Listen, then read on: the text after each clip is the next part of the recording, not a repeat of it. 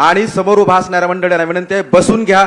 इकडच्या मंडळींना विनंती आहे की कृपया कसलाही गर्ता करू नका. मी यानंतर आमंत्रित करतोय सचिन खरात यांना. बोलणाऱ्या प्रत्येक मान्यवराला विनंती आहे की केवळ 2 ते 3 मिनिटांमध्ये आपल्या संवेदना आपल्या भावना व्यक्त करायच्या आहेत. मला बोलायला दिल्याबद्दल मनापासून धन्यवाद. कारण मला परभणीमध्ये मी धरणे आंदोलन करतोय गेले 5 दिवसापासून. आदरणीय सगळ्यांची नावं घेऊ शकत नाही, परंतु या जिल्ह्याचे नेते राणा जगजितसिंग साहेब पाटील, सुरेश दस साहेब नाव घेतलं पाहिजे. दस साहेब हा लढा जो उभारलाय त्यामुळे तुमचं नाव घेतलंच पाहिजे. एक 2 मिनिटं. रयतेचे राजे शिवाजी महाराज, संभाजीराजे फुले शाहू आंबेडकर यांच्या विचाराला अभिवादन करतो. बाबासाहेब आंबेडकर म्हणतात 100 दिवस शेळी होऊन जगण्यापेक्षा एकच दिवस वाघ बना. आमचा संतोष देशमुख अरे वाघ झाला वाघ. कृपया करून टाळ्या वाजू नका. काल पण मी तेच बोललो होतो. काय झालं, जर अॅट्रॉसिटीचा गुन्हा दाखल झाला असता तर हे घडलंच नसतं. माझी मागणी आहे प्रमुख राजेश पाटील, प्रशांत महाजन यांच्या अॅट्रॉसिटीचा गुन्हा दाखल करा. मनुष्यवधाचा गुन्हा दाखल करा. आमच्या माणसाचा जीव वाचला असता. अरे काय चाललंय काय नेमकं? धस साहेब, सरकारला थोडं बोलावं लागतं. थोडं बोलतो फक्त, जास्त बोलणार नाही.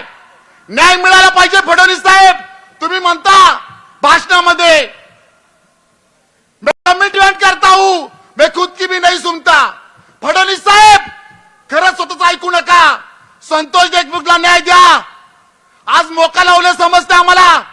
सगळ्यांवर वाल्मिक करार सकट 302 चा गुन्हा दाखल करा आणि अटक करा. आका बाका टाका, सगळ्यांना अटक करा आणि टाका. माननीय फडणवीस साहेब बोला, परंतु सन्मानाने बोला आणि आम्हाला न्याय द्या. संतोष सुरेशीचं काय झालं?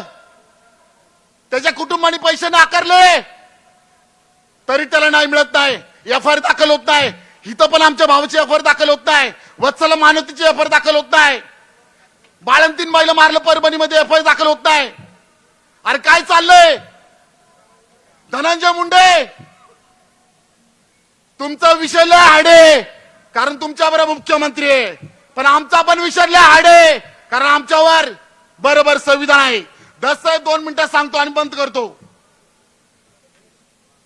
10 साहेब, बीड जिल्ह्यामध्ये गायरान जमिनीचा प्रश्न, राखेचा प्रश्न, महारवतीचा प्रश्न, पीक विम्याचा प्रश्न, सगळे प्रश्न तुम्ही बाहेर काढले.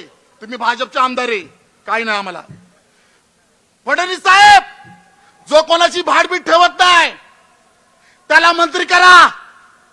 सुरेश दासांना मंत्री करा, पालकमंत्री बीड जिल्ह्याचा. अरे बीड जिल्हा सरळ करणार माणूस. आम्हाला न्याय मिळावा. जय भीम, जय भारत, जय बुद्ध.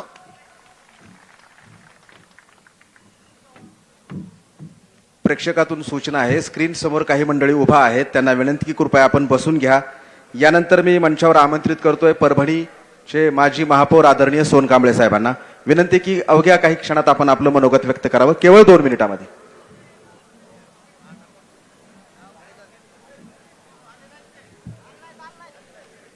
मी मंचावर विराजमान आमच्या भगिनी आदरणीय ज्योतिताई मेटे यांना विनंती करतो की कृपया आपण आपल्या भावना आम्हा सर्वांच्या समोर निवेदित कराव्या. आदरणीय ज्योतिताई मेटे.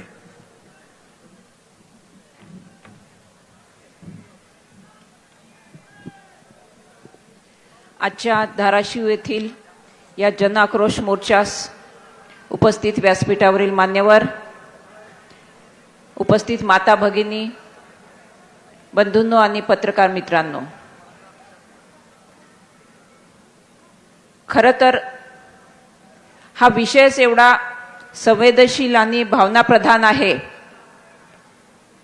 की याला नेमकं 2-3 मिनिटांमध्ये मांडायचं कसं हा प्रश्न पडतो. परंतु आयोजकांच्या सूचनेचा विचार निश्चितच केला पाहिजे. सर्वप्रथम मी संतोषांना आणि सूर्यवंशी दादांना आदरांजली अर्पण करते. गेले काही दिवस ज्या राज्यामध्ये आपण शिव शाहू फुले आंबेडकरांचा वारसा सांगतो, त्या राज्यामध्ये समाजमन एवढं अस्वस्थ का आहे याचा विचार शासन केव्हा करणार आहे, किंबहुना काय करतंय याचा जाब विचारण्यासाठी मोठ्या संख्येने जिल्ह्यामध्ये ही जनता रस्त्यावर उतरते आहे. आणि इथे हा विषय एका परभणी किंवा बीड पुरता मर्यादित राहत नाही. हा विषय येतो माणुसकीचा, हा विषय येतो कायद्याचा. अरे आम्ही एवढे सहिष्णू आहोत की रस्त्यात येणारी एखादी किडा मुंगी सुद्धा आम्ही चिरडून पुढे जात नाही. त्याही पेक्षा वाईट पद्धतीने कायदा जर बीडमध्ये हातात घेतला जात असेल तर मग इथे वेळीच कारवाई का झाली नाही. यापूर्वीच्या अनेक ठिकाणाहून हे बोलल्या गेलं की वेळीच कारवाई झाली असती तर ही अनिष्ट वेळ आज या कुटुंबावर आली नसती. ज्याला आपण म्हणतो ना काट्याचा नायटा होणं, ते झालं आणि एक दुर्दैवी जीव गेला. मग कायदा धाब्यावर बसवण्याची हिंमत कशाच्या आधारे होते, आणि ती हिंमत झाल्यानंतरही 20, 25, 30 दिवस उलटूनही सगळ्या आरोपींना अटक का होत नाही, हा जाब विचारण्यासाठी मला वाटतं आज आपण सगळे इथे जमलेलो आहोत. आणि आज शासनाला आम्हाला हेच सांगायचं आहे की आपण आरोपीवरती मोका लावलाय, चांगली गोष्ट आहे, परंतु त्याही पुढे जाऊन कायद्याच्या कसोटीवर टिकणारी चार्जशीट कायद्याने दिलेल्या मुदतीच्या आत दाखल करणं आणि या सगळ्या आरोपींना कायद्याच्याच कक्षेत आणून अधिकाधिक कठोर कारवाई करणं हे सगळ्यांचं एकमेव ध्येय असलं पाहिजे. आणि ज्या दिवशी आपण हे ध्येय साध्य करू त्याच दिवशी मी म्हणेन की आपण खऱ्या अर्थाने देशमुख आणि सूर्यवंशी कुटुंबाला न्याय दिलेला आहे. सर्वांनी एकच निश्चय करायचा आहे की विषयापासून कुठेही विचलित व्हायचं नाही. जेव्हा आम्ही एक चांगला वारसा या राज्यामध्ये सांगतोय, त्याच राज्यामधलं बीड देखील एक जिल्हा आहे. आम्ही पण वारसा सांगतोय नारायणगडाचा आणि भगवानगडाचा. त्याच्यामुळे इथे दुसरा कुठलाही रंग न देता ही केवळ माणुसकीची हत्या आहे एवढं सांगून आपल्याला सगळ्यांना न्याय मिळेपर्यंत एकत्रित राहायचं आहे, एवढंच मी आपल्याला विनम्र आवाहन करते. धन्यवाद. यानंतर मी त्या महाराष्ट्राच्या लेकीला मंचावर आमंत्रित करतोय जिच्यावर हा दुःखाचा डोंगर कोसळलेला आहे. कुमारी वैभवी संतोष देशमुख. वैभवी ये.